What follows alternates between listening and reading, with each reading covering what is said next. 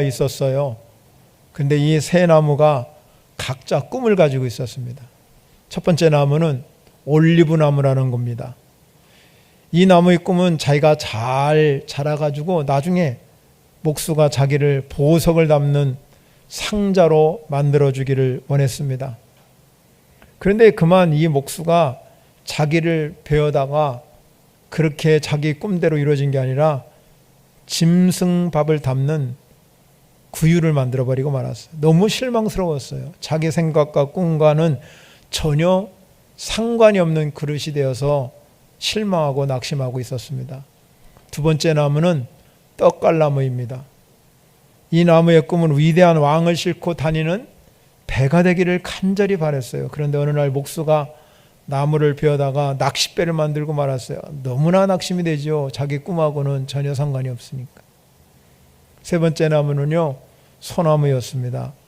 이 나무는 높은 곳에 우뚝 서서 자기를 뽐내기를 원했습니다. 그런데 어느 날 번개가 치더니 갑자기 자기가 뚝 부러지고 말았어요. 그래서 나무꾼이 그 나무를 잘라다가 쓰레기 더미에 버리고 말았습니다. 이 나무는 자신의 가치를 인정받지 못함에 대해서 너무 실망스러웠습니다. 그런데 어느 날 올리브나무로 만든 말구유 그릇에서 예수 그리스도가 거기에 담겨져 이 세상에 탄생하셨습니다. 얼마나 이 올리브나무로 만들어진 말구유, 자기가 꿈대로 이루어지지 않았지만 자기가 가치로 인정받을 수 있었는 그런 보배로운 그릇이 되었다는 것입니다. 떡갈나무도 자기는 상상하지 못한 낚싯배로 만들어졌는데 예수님이 저 게네사렛 호숫가에서 제자들과 만나서 그 낚싯배에서 가르치는 사역을 해서 자기 가치가 예수님 때문에 인정받게 된 거에서 너무너무 감사했습니다. 쓰레기 더미에 버려져 있던 소나무, 그 소나무는 로마 병정이 가져다가 십자가를 만들어서 예수님의 십자가를 거기에 못 박고 말았습니다. 이 소나무가 버려진 쓰레기통에 있었지만 최고의 가치를 가지게 되었어요. 그렇습니다, 여러분. 여러분도 나름대로 세상을 살아가면서 이런저런 꿈과 소망이 다 있었을 것입니다. 그런데 오늘 이 자리에 오신 여러분, 우리가 어떤 꿈과 소망과 비전과 목적을 가졌다 할지라도 우리 사랑하는 성도 여러분들이 내 안에 예수 그리스도 그분이 내 삶을 인도하고 지배하면 여러분의 인생이 가치가 있고 보배로운 인생으로 바뀌게 될 줄 믿으시기 바랍니다. 어떤 것보다도 귀한 것이 내 안에 예수 그리스도 그분이 살아계셔서 역사하시고 그분이 내 인생을 주관하신다고 여러분이 믿는 순간에 내 안에 보배를 발견하는 인생이 된 줄 믿으시기 바랍니다. 사도 바울은 그렇게 말합니다. 자기가 보배를, 이 보배 되신 예수 그리스도를 발견하고 나서 자기에 있는 모든 학문, 자기가 가지고 있는 모든 지식, 자기가 가지고 있는 모든 것들을 다 버리고 배설물로 여겼다고 기록하면서 자신의 삶을 살아도 주를 위해 살고 내가 죽어도 주를 위해서 살 수 있는 삶을 살았습니다. 그래서 사도 바울은 당당하게 말합니다. 우리가 사방에 우겨쌈을 당하여도 쌓이지 아니하고 답답한 일을 당하여도 낙심하지 아니하며 박해를 받아도 버림받지 아니하며 거꾸로 팀을 당하여도 망하지 아니한다고 고백하고 있습니다.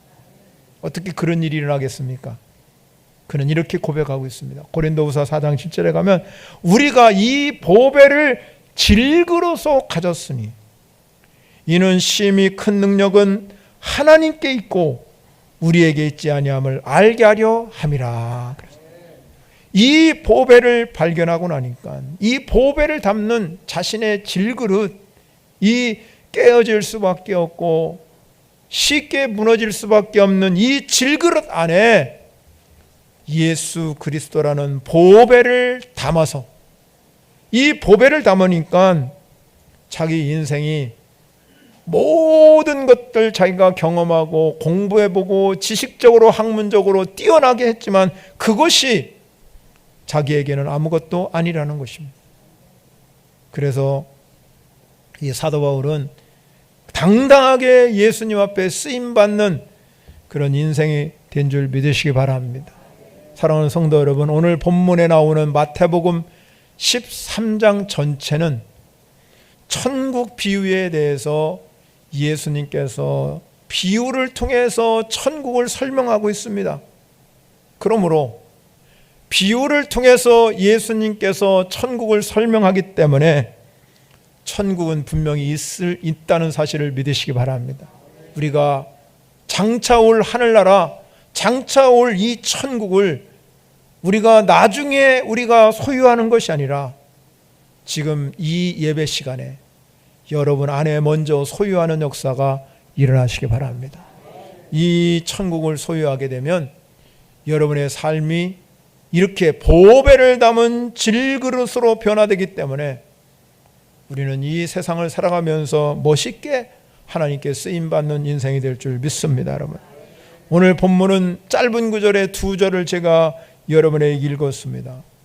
오늘 본문 말씀은 천국을 비유로 설명하고 있는데 감추인 보배로 설명하고 있고, 또 하나는 좋은 진주로 이 천국을 설명하고 있습니다. 그런데 여러분, 이 감추인 보화는 밭에 감추인 보가 있었는데 농부가 발견하고 이 농부가 그 감추인 보의 밭을 샀다는 얘기, 전부 자기 것을 다 팔아도 그걸 샀다는 이야기가 나오고 있습니다. 또 값진 진주를 발견한 장사도 마찬가지예요. 자기 소유를 다 팔아서 그 진주를 산 이야기가 오늘 본문에 나와 있습니다. 그렇다면 이 농부가 발견하고 이 진주 장사가 발견한 이 보물을 발견하면서 그들은 너무너무 기뻐가지고 어찌할 수를 몰랐어요. 그러면 이 보배를 발견하는 기쁨은 무엇일까요? 농부나 이 진주 장사나 마찬가지죠. 농부는 땅을 파다가 우연히 발견하게 됐죠. 그런데 땅을 파다가 보니까 이게 별거 아닌 줄 알고 땅을 팠는데 값진 보물 상자를 발견하고 너무너무 기뻐가지고 어찌할 수가 없었다는 것입니다. 진주장사도 마찬가지고요.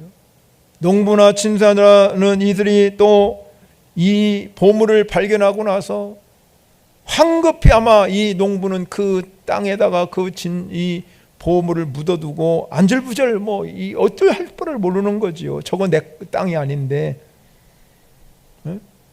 잠 못 일어가면서 저걸 어떻게 사야 되나.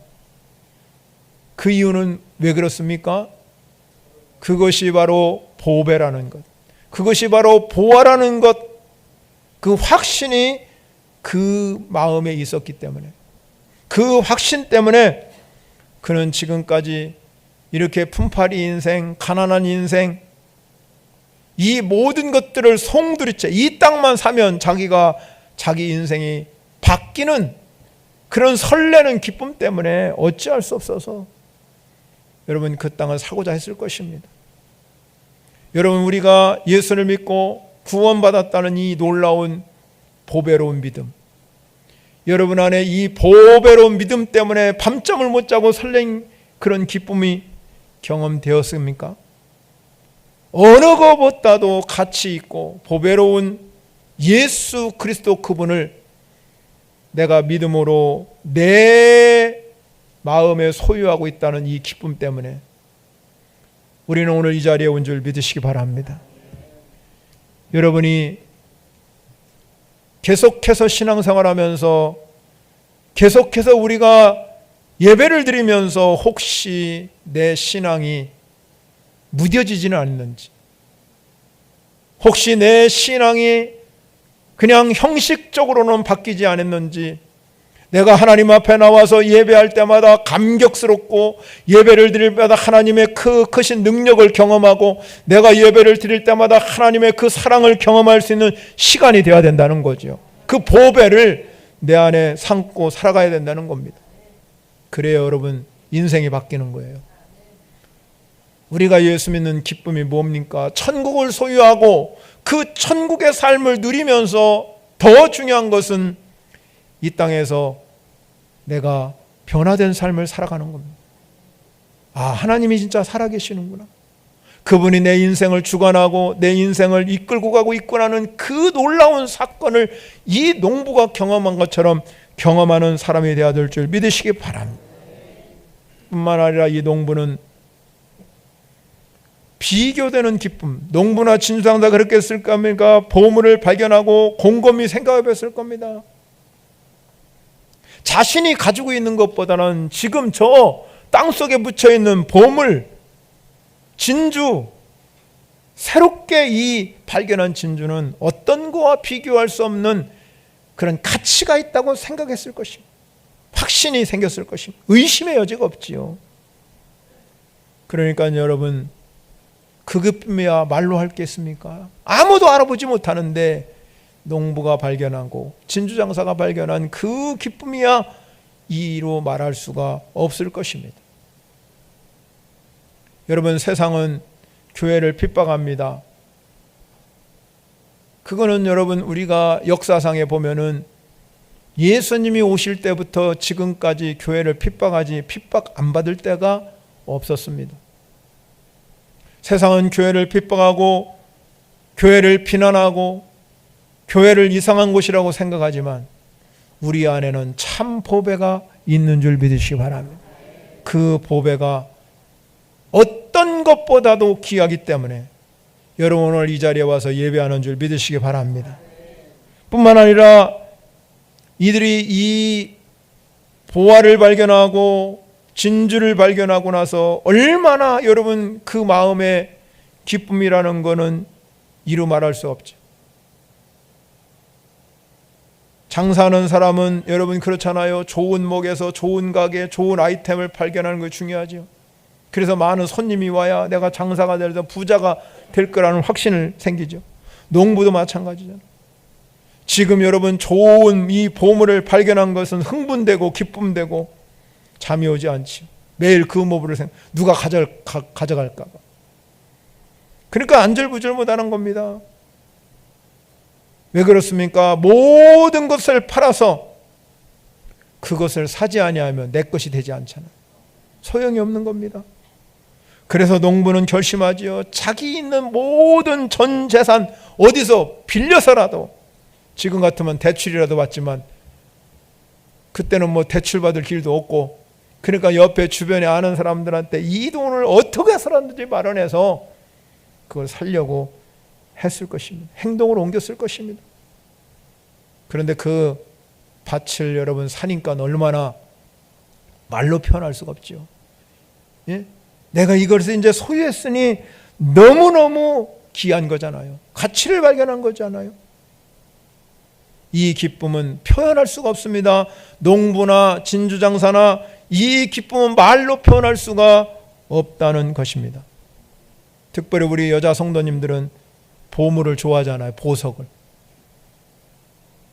보석은 여러분 남들이 보석 끼면 저 다이아반지 하나 끼면 그거 몇 캐럿이랴 몇 대, 예? 이렇게 얘기하잖아요. 그렇기 때문에 이 보석이라는 건 가치가 있고 값이 있습니다. 지금까지 발굴된 다이아몬드 중에 가장 큰 것이 오래전에 1905년도에 남아프릭에서 캔 3160캐럿 621g짜리라고 합니다. 최고 크다는 겁니다. 다이아몬드가요 그렇게 큰데 영국 왕실에서도 530캐럿 되는 그런 다이아몬드가 있답니다. 보진 않았지만. 그런데 여러분 우리가 아무리 값진 다이아몬드 보석이라 할지라도 여러분 그것이 빛이 없으면 빛이 안 난답니다. 땅 속에 들어있으면 아무 가치가 없다는 거죠. 땅 위에 드러날 때 빛이 발산할 때 그게 가치가 있고 빛을 받을 때 보석은 반짝반짝 빛나는 거죠. 우리 사람도 마찬가지입니다. 대단한 능력이 있다 해도 쓰일 곳이 없다면, 여러분이 가지고 있는 재능이나 능력이나 물질이 무용지물이 될 수밖에 없습니다. 아무리 학식이 뛰어나고 재능이 뛰어나도 쓰임받지 못하면 아무 의미가 없어요. 그러기 때문에 이 다이아몬드가 땅에, 아무리 여러분 좋은 다이아몬드가 땅에 묻혀있다 할지라도, 보석이 묻혀있다 할지라도, 진주가 묻혀있다 할지라도 그거 여러분 발견 못하면 아무 의미가 없습니다. 여러분들도 오늘 이 시간에 주님께 나와서 이 구원의 감격, 천국의 소유가 일어나서 하나님께 쓰임받는 존재가 되시기를 축원합니다.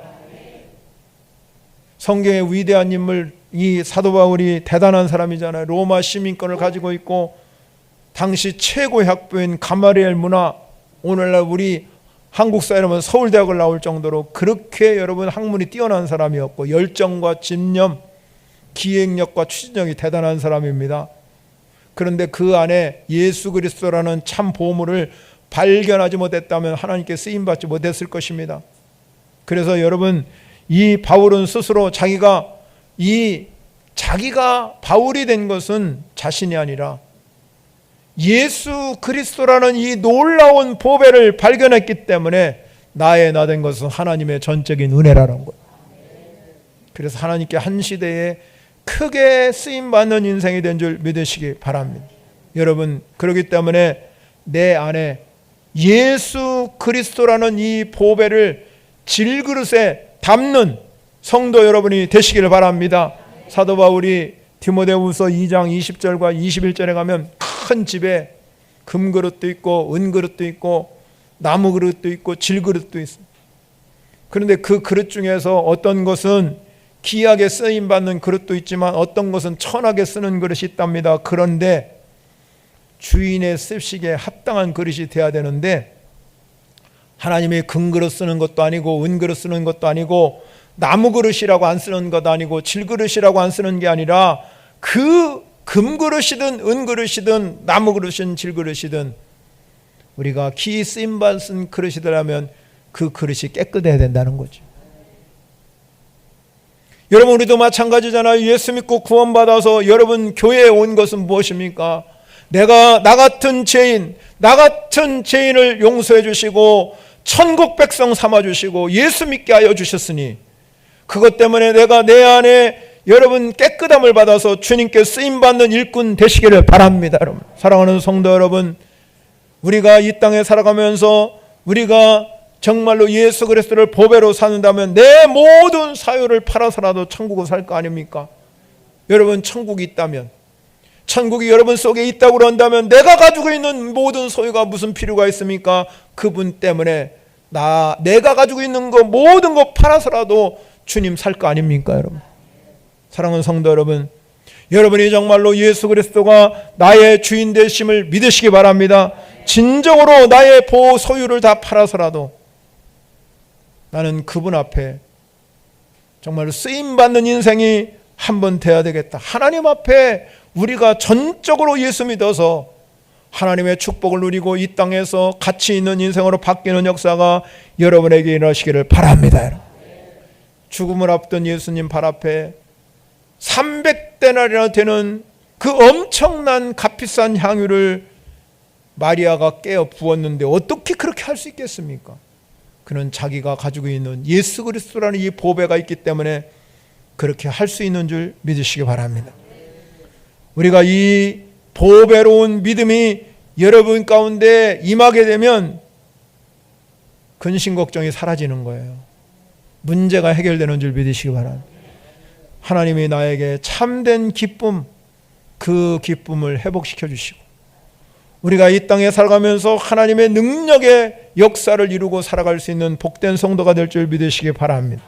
그렇다면 진정한 보물이신 예수 그리스도 그분의 정신은 뭘까? 그 안에 있는 정신이 있잖아요. 그 정신은 다름이 아니라 십자가입니다. 십자가. 이 십자가는 위대한 복음입니다. 그런데 여러분, 이 십자가의 정신 속에는 무엇이 들어있을까요? 긍휼히 여기는 마음과 사랑하는 마음이 그 속에 들어있다는 것. 우리가 정말로 예수 그리스도의 십자가의 그 능력을 통해서 여러분들이 다 죄 사함을 받았습니다. 죄 씻음을 받았습니다. 그렇다면 우리가 진정으로 예수님 때문에 죄를 씻음 받고 죄 문제가 해결돼서 내가 천국에 이를 수 있다고 믿는다고 그런다면 우리는 이 십자가의 정신이 나의 정신이 되어야 될 줄 믿습니다. 사도 바울이 말한 것처럼 나는 날마다 십자가에서 죽고 내가 그 십자가를 바라볼 때마다 내 정욕과 탐심을 그 십자가에 못 박습니다. 날마다 고백하며 이 십자가의 정신으로 살아갈 수 있는 그 마음, 우리는 정말로 우리의 성격에 성품을, 예수 그리스도의 성품을 닮아야 됩니다. 성품을 담는 질그릇이 돼요. 그래서 우리의 성격은 변하지 않지만 여러분이 이 성격을 예수 그리스도의 성품으로 닮으면 우리의 성품이 변화되어서 우리의 인격이 변화되는 역사가 일어나게 된다는 거예요. 그래서 사람이 말하잖아요. 아, 저 사람 달라졌네. 예수 믿더니 저 사람 달라져. 여러분, 이 땅에서 예수님이 오셔서 가장 괴로웠던 게 뭐냐면 바리새인의 위선의 문제예요. 또한 그뿐만 아니라 인간과 인간에 대한 냉담과 갈등의 문제였습니다. 그렇기 때문에 예수님은 일어난 위선의 문제, 냉대함과 갈등의 문제를 해결하기 위해서 복음을 증거하면서 그 복음 속에 긍휼과 사랑을 그 속에 담아서 증거한 줄 믿으시기 바랍니다. 긍휼과 이 사랑의 정신을 동반할 때 진리는 절대로 부패되지 않습니다. 교회는요, 도덕군자를 만드는 기관이 아닙니다. 교회는 우리의 인생이 죄인된 삶에서 그 죄를 해결받고 우리의 인생이 회복되게 하시는 그런 곳인 줄 믿으시기 바랍니다. 치유하는 곳인 줄 믿으시기 바랍니다. 그로 인해서 우리가 하나님으로부터 용서를 받고 긍휼히 여김을 받아서 세상에 나가서 우리가 사랑의 복음을 증거할 수 있는 그 놀라운 사건이 바로 십자가의 정신인 줄 믿으시기 바랍니다. 그래서 예수님이 말하잖아요. 나를 따르는 것은 자기 십자가를 지고 나를 따르는 것이다.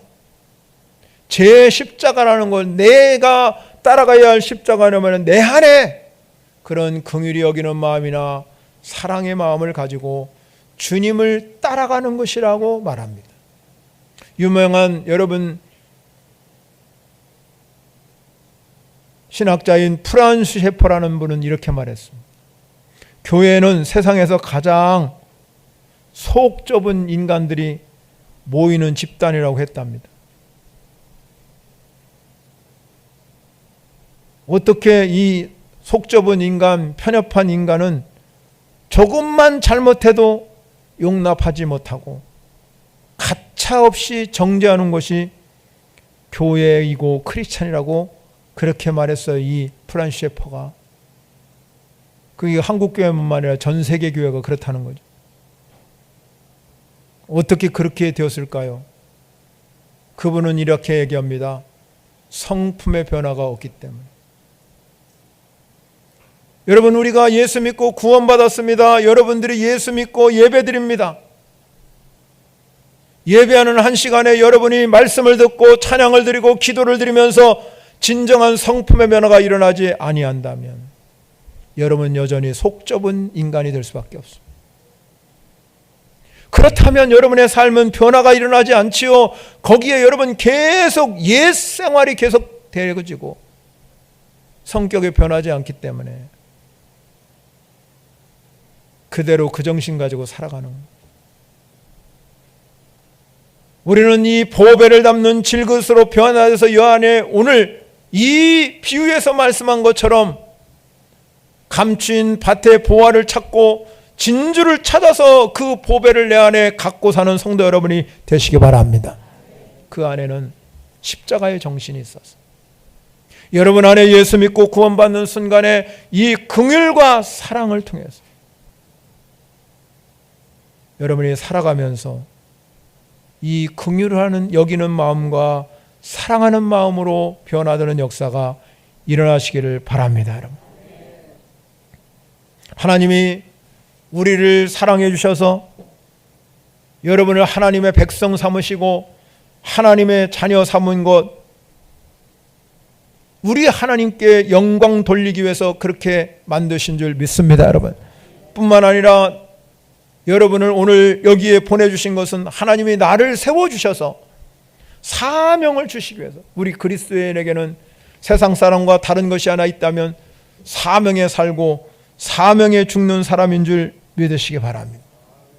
이 사명을 깨달을 때 여러분 내 안에 보배로 담는 이 질그릇이 있다고 생각하는 사람들에게는 예수 그리스도가 내 안에 계시기 때문에 그분이 나에게 사명을 주신다 이 말이에요.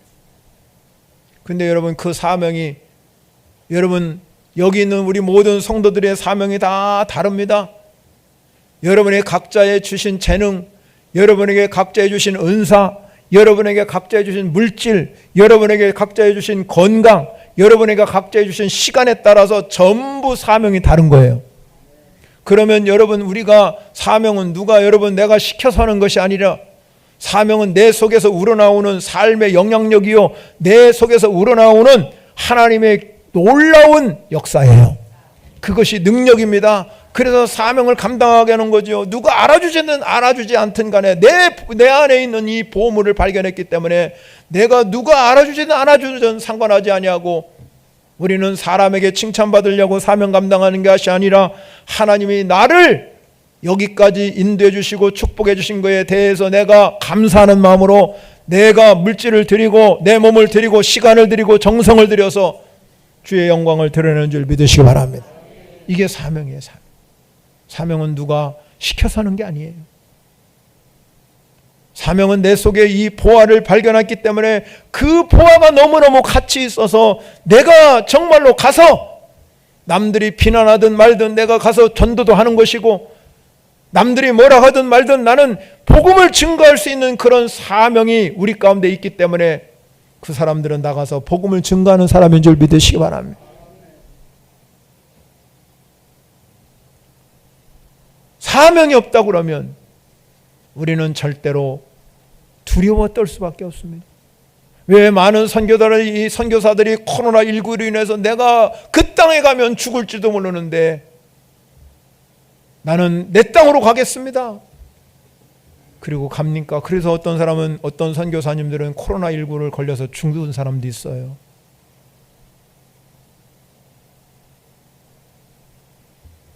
선교의 이 태국 선교사로 선교하는 친동훈 선교사 백신을 이제 2차까지 한국에서 맞고, 그리고 이러더라고요. 야, 저 이따 가지. 아직도 코로나19가 진정이 안 돼서 저렇게 많이 했는데 간다는 거예요. 그래도 우리나라는 좋은 나라죠. 우리가 여러분 자가격리 14일이면 우리는 다 정부에서 다 해주잖아요.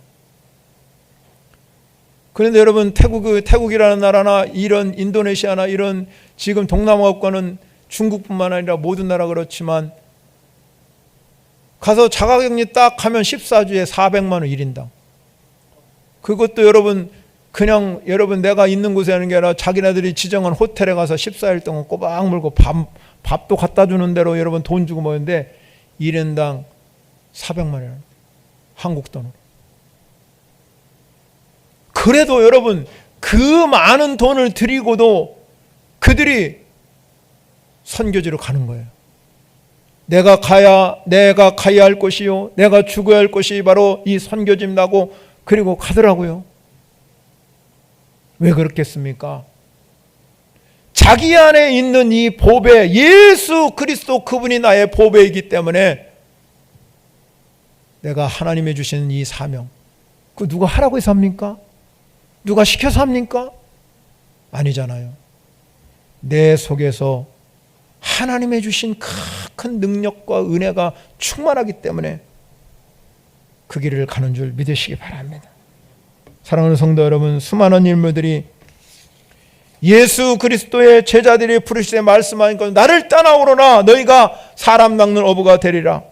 그럴 때 주님의 제자들도 마찬가지잖아요. 모든 것 버려두고 예수님 따라갔습니다. 왜 그들이 모든 것을 버려두고 예수님 따라가겠습니까?